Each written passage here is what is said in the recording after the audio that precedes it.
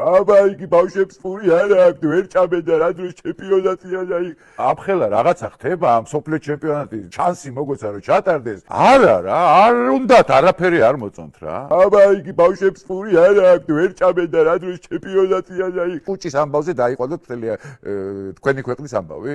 რატო ითვლება რომ ოცნებას უნდა გაუპარაოს ამან ასე და მაგაში აჰა შენ ფული. ეს ეხა თulis რომ რაც მან ილაპარაკა მაგარი ილაპარაკა. რომ აი ბავშვებს საჭმელი არ აქვს მაგაზე რომ იღადაო, მაგითი რომ რაღაცა შენი პოზიცია მყარდება.